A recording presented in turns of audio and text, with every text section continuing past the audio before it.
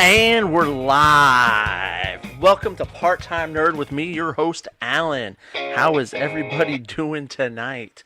Hopefully, everyone's doing good. I'm just here chilling on another Monday night, getting ready to do my thing. We're going to talk about some Rapid Dave streams in the house. What is up, my friend? Hope you're doing well over there playing a little Fortnite on the Twitch. Just got done watching you play a little bit. Do your thing. But yeah, got a little new intro music this week. Excited to bring that in there.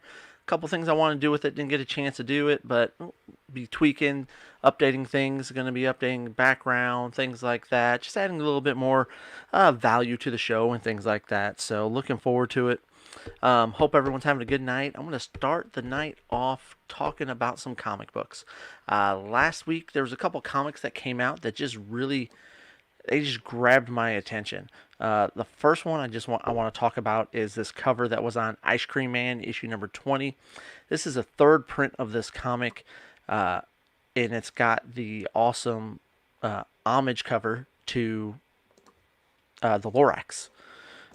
Get that there. Get rid of that there. There we go. The homage cover to Lorax. They've done for issue number 20. They've done 3 different homage covers. One was for the Cat in the Hat. The other one was all the places you'll go, and then now they've done the Ice Cream Man. Absolutely love all 3 of those covers. This one was pretty sweet. Enjoyed getting it. You got the little Ice Cream Man there with the axe, and you got the little Lorax down here. He's seen better days, you know.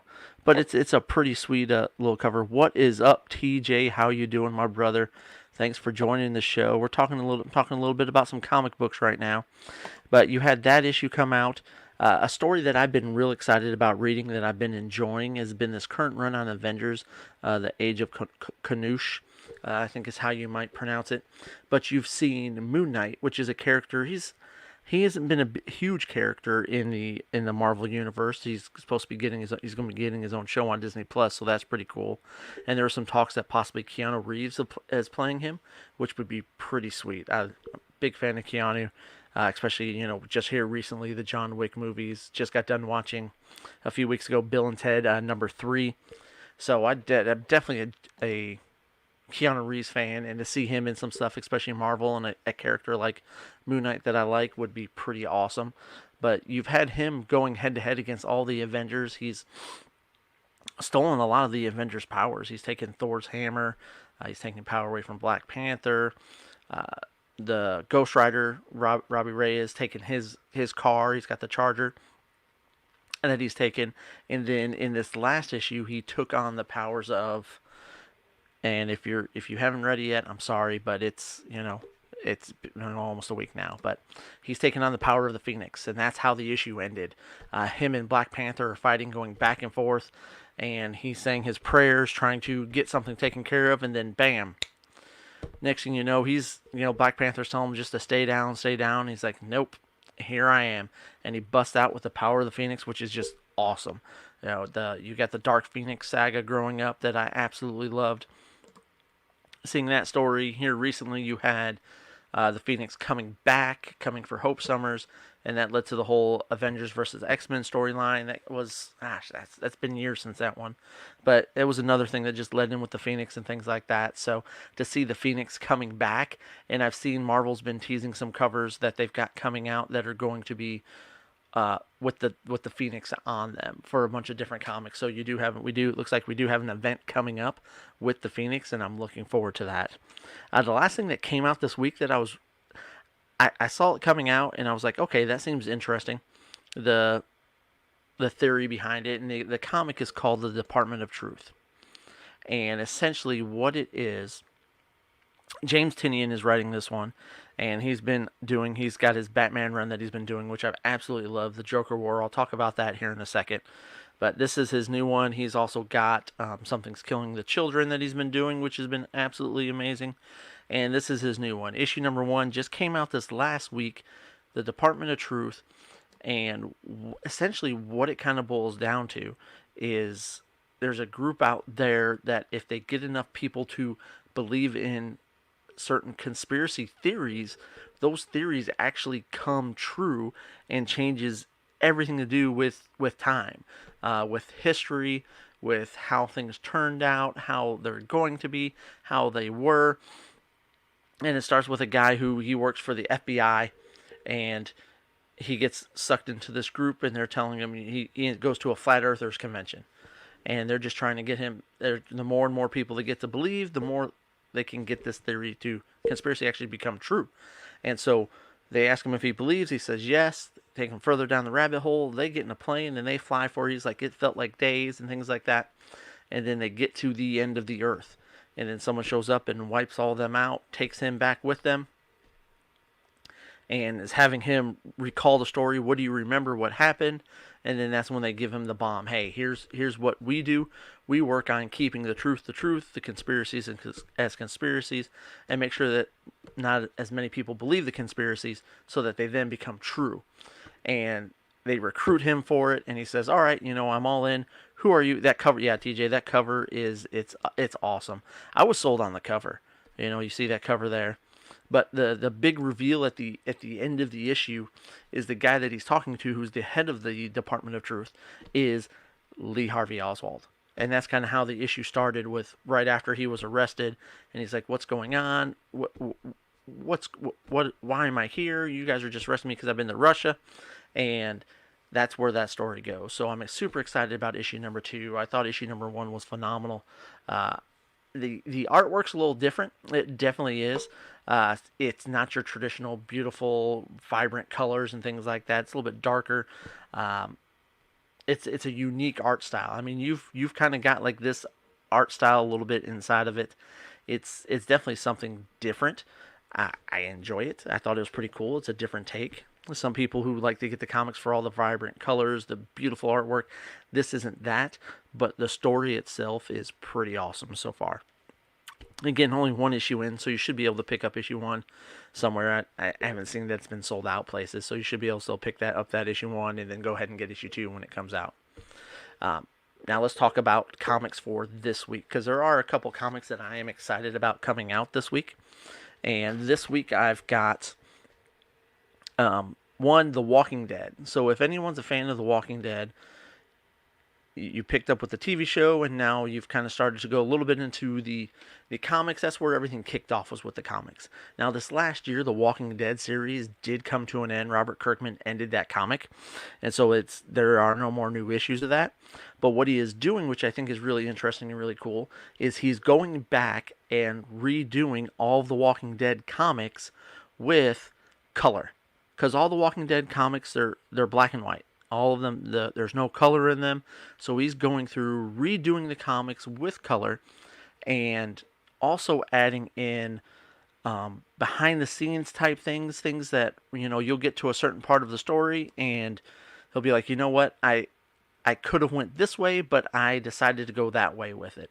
And so you see those different takes on where the story could have went, in an area where, hey, I killed these characters off here, but I really thought about killing these characters off here, and if I had done that, this is how the story would have went. So it's going to be a new take on it. It's something that I think is going to be really cool. It's issue number 1 is coming out this week, so you can go ahead and pick up issue number 1, and he's going to go back through the entire run of The Walking Dead. So if someone who didn't get into the comics, you wanted to, but by the time you start looking at it, it's 200-300 issues in, and you're just like, you know what, I'm just going to sit this one out, right? Now you'll actually be able to go back, look at those, read those, and start over from issue number 1. And he's going to release 2 comics a month on that, the new issue is going to come out, starting all the way back from issue number 1, so you can start at the beginning. So if you want to pick that up this week, go ahead. That's something I'll be picking up. I'll share some of my takes on it and some of the things that I saw. And then going back to, I was talking about James Tynion, his current run on Batman, which has been the Joker War, which has been absolutely phenomenal. I've absolutely loved the Joker War. It's the Joker taking on Batman in a different way. He found out, who Batman is. He is Bruce Wayne, and he's crippled him financially and taking everything over, turning some of the people that he knows against him, all that stuff. The conclusion to that is coming up this week in issue number 100, as well as you have a first cameo of a new character. I think he's called Ghostmaker, that will be making his first cameo appearance in that.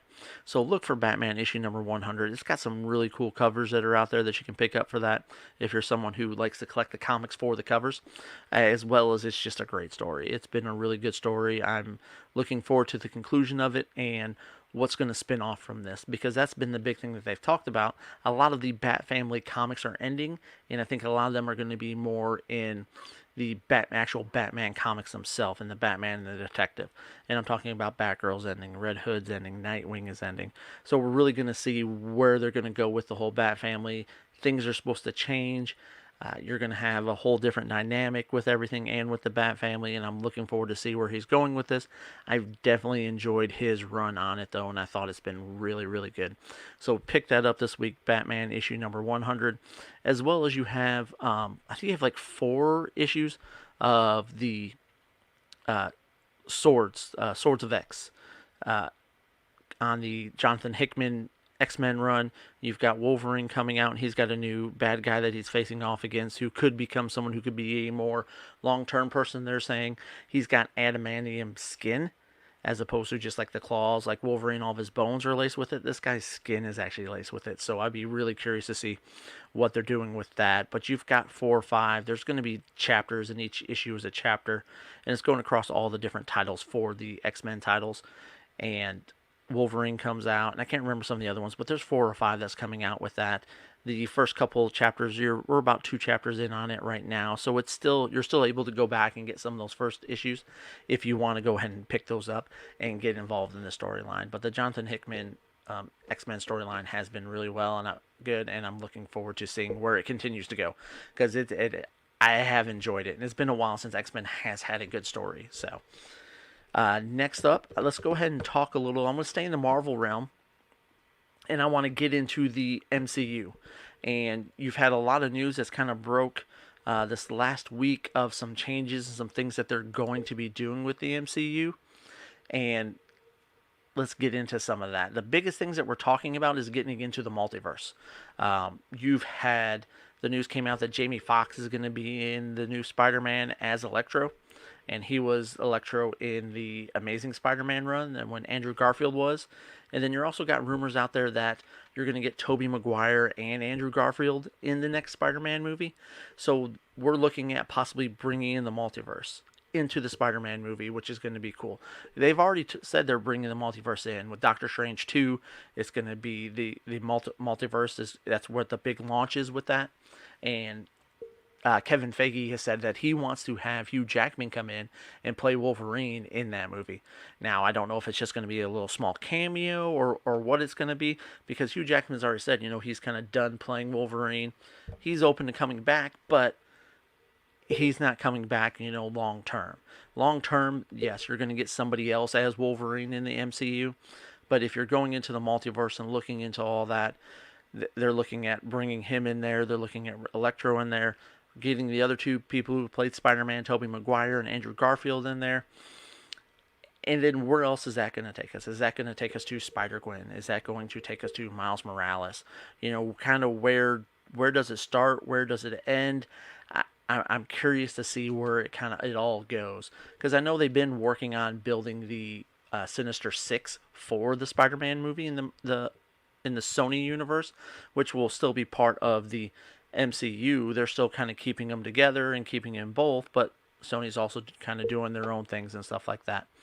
So we'll see what we got with that. What's teach you got? Here's my thing with the multiverse. They are fun. However, I feel sometimes it gets too confusing or drags on too long. It can. I think DC does a bad job a little bit with theirs. But Marvel, I feel like, has done a better job. That's how you brought Miles Morales in, and that's how you brought Spider-Gwen into the MCU, into the Marvel universe, in the comic realm, and made them great characters. Spider-Gwen is still part of a different universe. She hasn't fully come to the Earth 616, what it's called. That's the main one in the Marvel universe. But You've had Miles Morales, who's completely, yeah, he's now, 616. Spider Gwen, she's a little bit more. She's starting to come a little bit more over to it. The way her last arc ended in her comic, I think you're going to see a lot more of her on it. The Flash on CW was a good sample. I enjoyed the Flash. I thought the Flash was really good. That's still one of those shows that I watch on the CW. I've kind of stopped watching. I didn't finish the first season of Batwoman. I'm gonna be honest. It wasn't that great. I watched it through to the Infinite Crisis. I stopped watching Supergirl. I pretty much stopped after the Infinite Crisis on that one too. The one show that I've had so many problems watching has been the Legends of Tomorrow. I think that one started off good and it just kind of fizzled. I enjoyed Arrow. I love Flash. Um, you've got Black Lightning is okay on the CW. It's not great, so it's been tough with some of it. But yeah, I thought the Flash kind of did a good job with it. One thing that I like that they did with the Flash was you had Grant Gustin and then you had Ezra Miller, his Flash, both meet for a split second in the Infinite Crisis and things like that, and I thought that was pretty cool. But it, I trust in the MCU. I trust in Kevin Feige. I trust that they're going to do the multiverse right and hopefully not stretch it out, make it too long, make it too confusing, convoluted, all of that stuff. There was even rumors that possibly you had a alternate universe in the last Spider-Man movie getting into the multiverse, but nothing confirmed or anything like that. So we'll see where it all goes. But I'm definitely interested. I love the idea of you kind of doing a live action Spider Verse. I thought that movie was excellent. That animated movie was really really really good. It was something that I really enjoyed. The kids loved it. You brought Miles Morales, Spider Gwen, Spider Man Noir, Spider Ham, all of them into it and things like that. And I thought they did that really well. And doing a live action one with bringing in Tobey Maguire, Andrew Garfield, I think they could do that real well and make it work. And I'm excited about seeing it. So we'll see.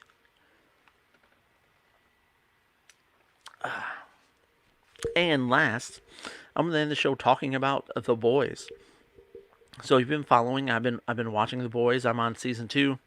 I'll be talking about the last 2 episodes, episode 6 and episode 7, because I didn't go live. What's up, Dylan? How you doing, my brother? Hope you're having a good night, sir.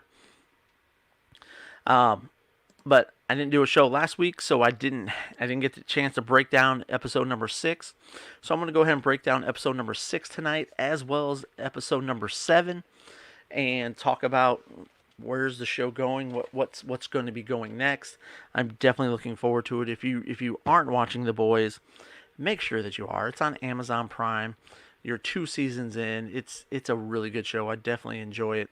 It's kind of that wheels off superhero type show, but you're the anti-hero, but then you got the guys who they're not the heroes. They don't have the superpowers, and they're just trying to fight everything off.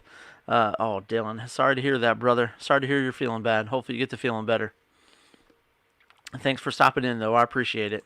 You have a good night, too. So let's pick up with episode number 6. Episode. Here's the one thing that I noticed today. As I'm taking all my notes and everything, I watched the episode. I sit down. 7 was insane. The way 7 ended was absolutely insane. I'll get there in a second, TJ. But yeah, it was crazy. But here's the one thing that I've noticed with this show is they fit so much into an episode. Like you're watching it, it's an hour long and it's non-stop. Things are happening. You don't have those slow episodes. I'm sitting here and I'm writing down notes from episode number 6 and I almost got a half a page. And the same thing with episode number 7 because so many things are happening. There's so many different moving parts, but they do it in a way that you don't get lost. They keep you there. They keep you interested. They keep it all together and they don't do too much with it like a Game of Thrones, for example. You've got episodes that jump all over the place, but the next thing you know, you don't see this character for another. You might not see him for another 2 seasons. And now you got to try and remember what happened with them. Whereas here, you've got a lot of different things going on, but they keep it all together and in one nice, neat little. I want to say in one nice, neat little bubble, but that's kind of what they do with it. So episode number 6, they find out and about them, the boys, um, Billy the Butcher, uh, Huey, Starlight's with them now, and they find out that there's a facility that Vought has that's kind of off the books type thing, and they want to go there and find out what's going on, what's happening. Before they do that, they pull all of the members of the Seven have a tracking chip in them, so that they can always be found. Well, they pull the one out of Starlight, they get that out of her, which that whole thing was because she's kind of got in almost invincible skin, so they had to really go into that to get that. But they pull that out of there and they take her and they go to this facility, and you see Lamplighter, which is a former member of the Seven, as well as Stormfront is there. She's kind of overseeing everything with what's going on there. So you're starting to see, okay, what all is she involved in? And they really give you everything at the end of episode 6, and we'll get into that, of what she's really involved in and who she really and truly is. You know, you've gotten the hint there that she was Liberty. She was a hero from the past, who kind of did some crap she shouldn't have done, and she kind of disappeared, rebranded, relaunched herself. Bam, here she is all these years later. But they go there, and what they're doing is they're giving the V, Compound V, to adults to create more superheroes, more superheroes, more supervillains. They want more, more, more, more, more. What they're testing is, because whenever they give the Compound V, they always give them to them as their babies. So now actually giving it to them as an adult, they're finding it's unstable in some. The powers are working with some, they're not working with others. Some of them are having side effects, things like that. And you've got one guy that he's a telepath. He can move things with his mind and all that. And he's like, hey, I don't want to be here. I want to see my family. Let me talk to my sister. And Stormfront's, yeah, okay, yeah, you're cool. She walks out, and then Lamplighter, he can control. He's almost like a Human Torch type guy, except for he has to have fire to start his flame. And so he lights the lighter and just torches that dude. And that's when they find out, oh crap, things are crazy here. Angry Artist in the house. What is up, William Russell? I hope you're doing well, brother. Hope you're doing well. Talking about The Boys right now. Episode number 6. I think I heard you were watching The Boys. I'm not sure if you are or not, but yeah, I'm talking about The Boys right now. The last 2 weeks episodes. Thanks for the share, brother. I appreciate it. Good, thank you, and you also. That's good. I'm doing good too, my brother. And so they're going through. The Boys is crazy. You know, we're talking right now. They're at that facility. Mother's milk almost getting choked out. Yeah, dude. I mean, everything that's going on in this episode is insane. You got them, and you find out Frenchie has a history with Lamplighter, and it all stems back to when Lamplighter burned down the family of the head of the FBI, who's kind of oversees their group. And he had to disappear because his best friend was ODing when all that was going on. And because he disappeared, he lost track of him, and he could have stopped him from doing what he did. But because he left, he wasn't there, and Lamplighter completely destroyed her whole family. And that kind of led to him leaving the Seven. It led to the whole breakup of the Boys originally. And so they've got history. They want to kill each other. He wants to know why he didn't stop him. He gives the story, the whole background, tells him all about that. He talks about how all he's done is regret what he's done since that day. So they kind of have that, and they're working on getting out of that facility. They got to get out of there. And at the same time, you've got all these crazies getting out of there. And they start breaking out because Frenchie and Lamplighter get into a fight, and they blow one of the doors open, and one of the girls that gets out, who took like 7, 8, 9, 10 bullets to the back, she rips out all the doors. All the inmates are out. They're escaping the facility. You got one who gets over there by Starlight and Billy the Butcher and Hugh, and he's got like an EMP type thing that he lets loose, so like a shockwave, sends the van rolling. Hugh's all cut up. He's all cut up, got a big old gash. They got to hurry up and get him to the hospital, and they're out in the middle of the nowhere, and the van's not working. So they're leaving and taking care of that while they're still trying to get out. They get to the road, and they try and commandeer a vehicle. Tell them, "Hey, we're FBI. We got to get this guy to the hospital. Let's take it." Guy ends up pulling a gun on him, and Starlight kind of crosses the line. This is where you see she's kind of changing her ways and kind of going outside of it, and she shocks the guy back and ends up killing him. And they take the vehicle and take off to go take care of him. But it's you start to see her changing of who she is and how she is and what she thinks, and she talks about it. And she, the whole time she's thinking, she's like, I'm thinking to the guy, why did you pull that gun? Had you just not pulled that gun, that wouldn't have happened. But she knew the whole time it was either him or him. And the guy she doesn't know, she's taking him out. She's taking care of you. And then you're going through, and you got the Deep, who's going and visiting them on site because the Seven's shooting the movie. And Deep, he's doing something for Queen Maeve, brings her a little camera from a flight crash that happened in season 1. I'm pretty sure that one happened. And she's trying to get some evidence against Homelander so she can get out from under his thumb. And Deep runs into A-Train and starts telling him, hey man, brother, sorry to hear about everything that's going on. He's like, what do you mean? I'm doing great. He's like, man, you're being worked out just like I was. If anyone knows, it's me. I know what you're going through. This just happened to me. Happened to him in season 1 where he got worked out of the 7. And he's like, well, too bad. I could have helped you out. He's like, what do you mean you could help me out? And then he reaches in his bag. He's like, would you like a Fresca? Which, there's something up with the Fresca. Something is definitely up with the Fresca. Starling and Butcher may maybe now have a newfound respect for one another. I definitely think they do after that happened. We'll see what... You don't see much of them together after that because she gets captured right after that at the beginning of episode number 7. But I definitely do think they kind of have a newfound respect for each other. I think she kind of understands him a little bit more and he understands her a little bit more.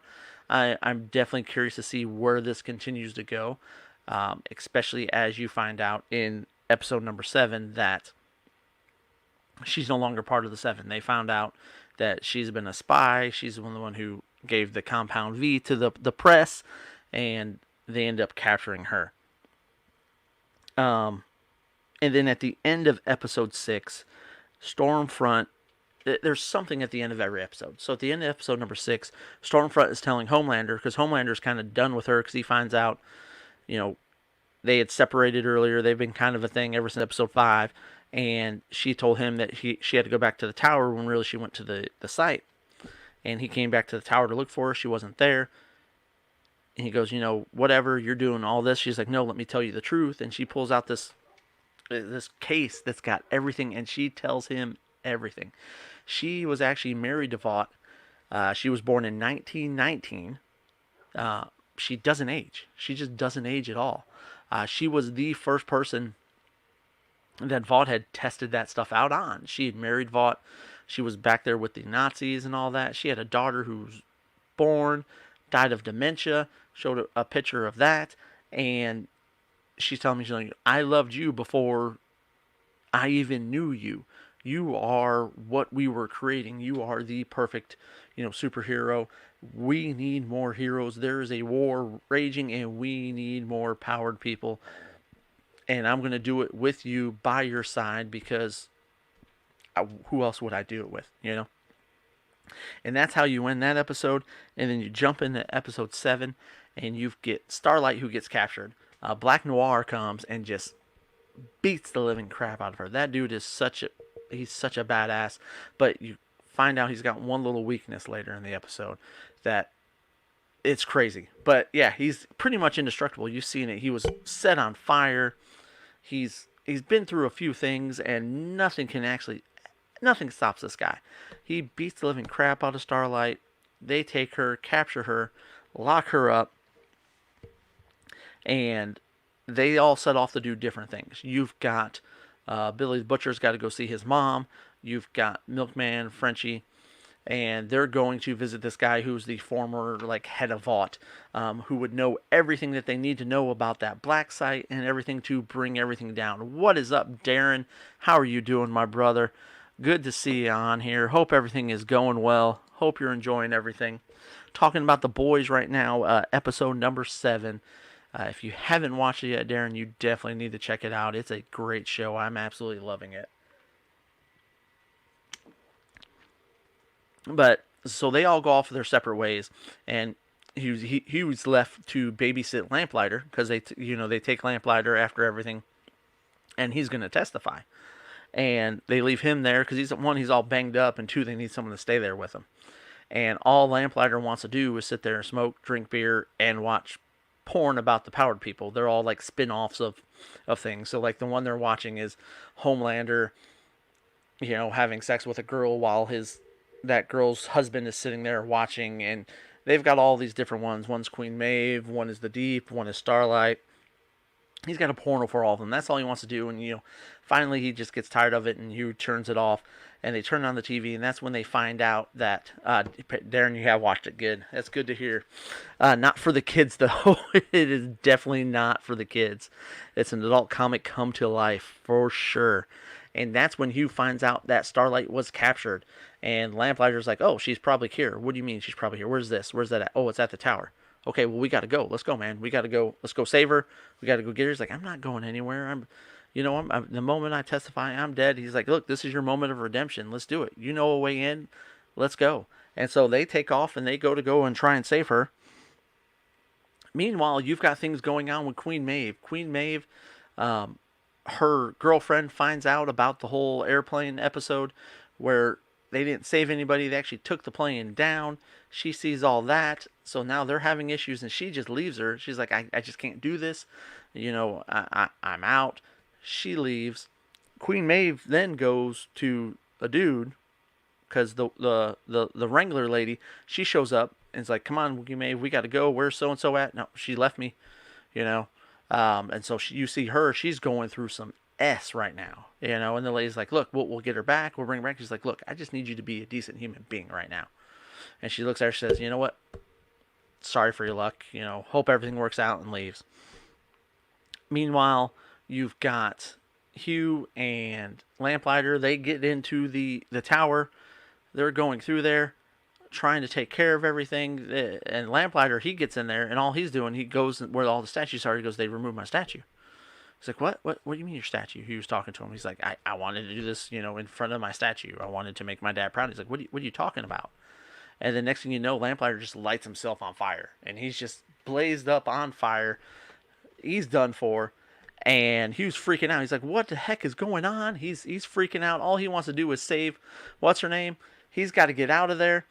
And he realizes his only way out of there is he needs Lamplighter's hand. So after Lamplighter's done, dead for, he's on the ground.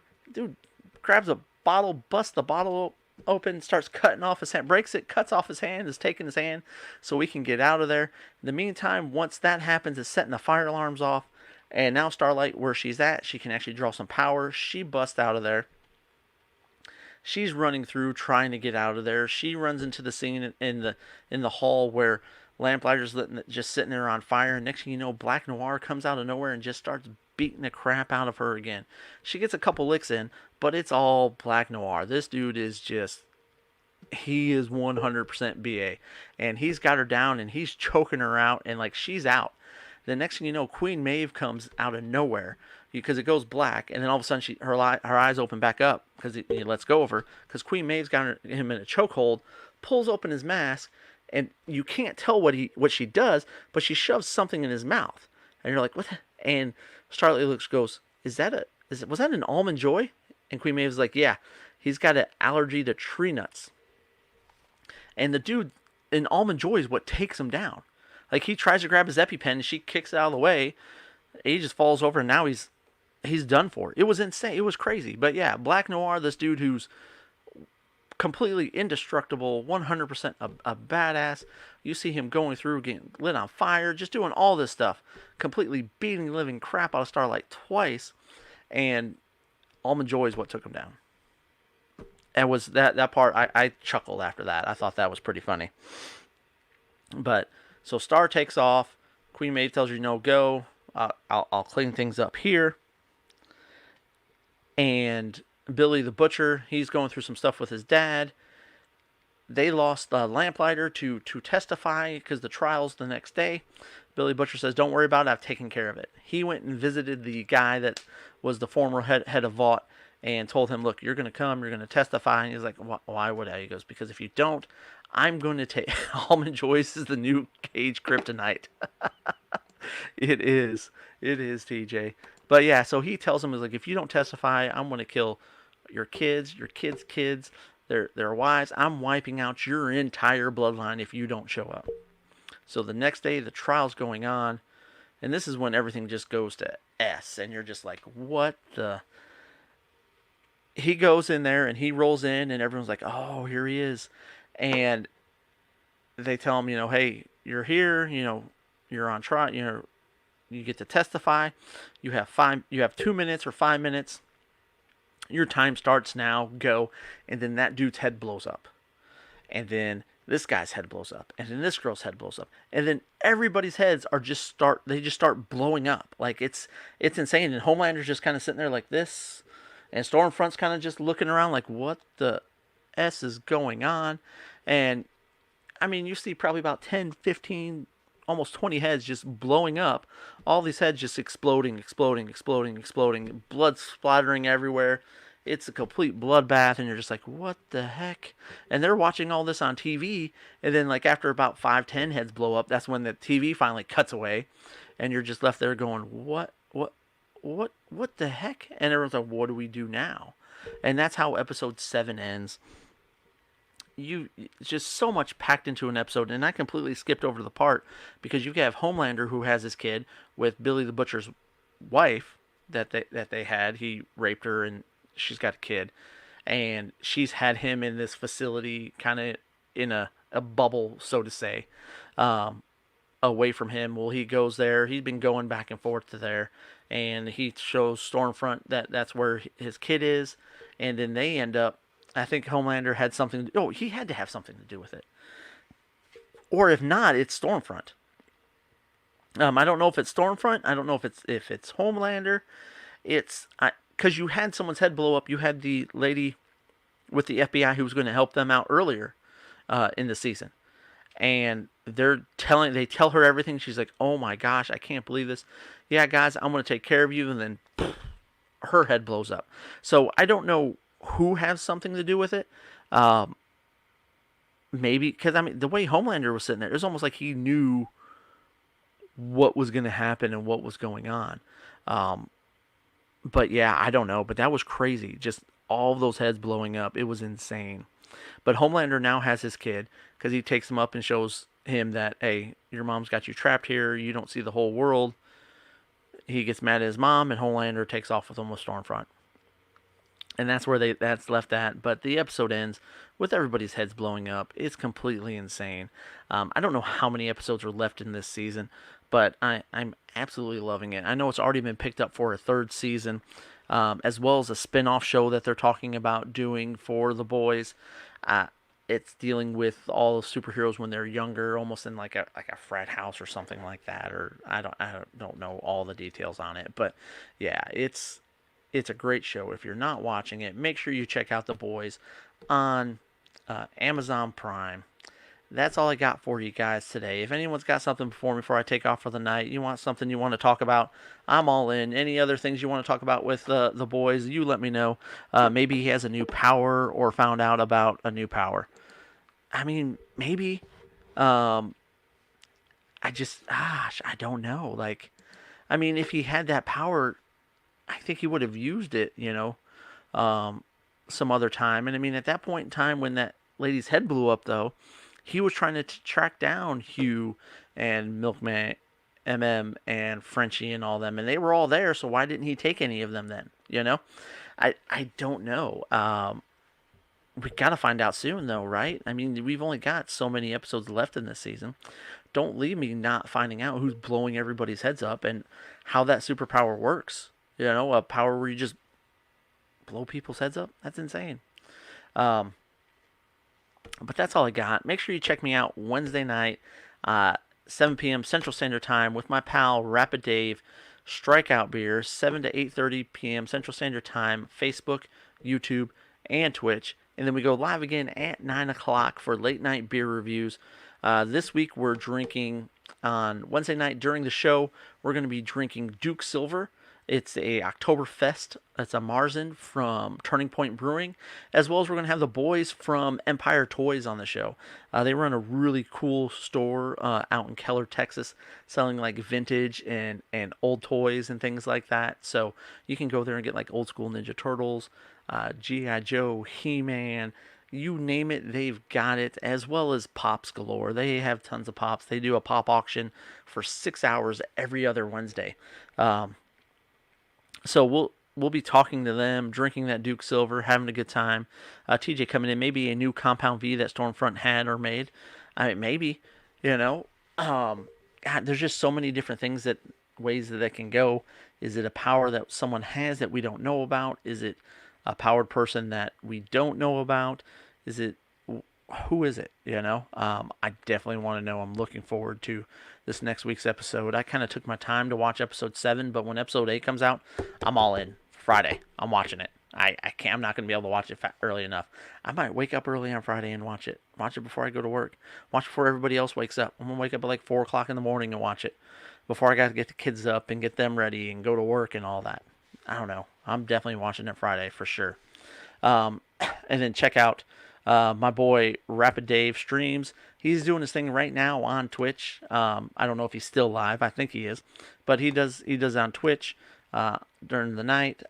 During the day, he does a lunch stream, usually around 1:30 till about 3 o'clock on Facebook. Rapid Dave streams. Make sure you check him out, and check me out again next Monday at 9:30ish. Right now with my kids softball going on, the time that I get to go on, it's varying a little bit from week to week. So but I try to get on there right around that 9:30 time, maybe a little bit earlier, maybe a little bit later, somewhere around there. But hey guys, until then, I'll talk to you later. Deuces.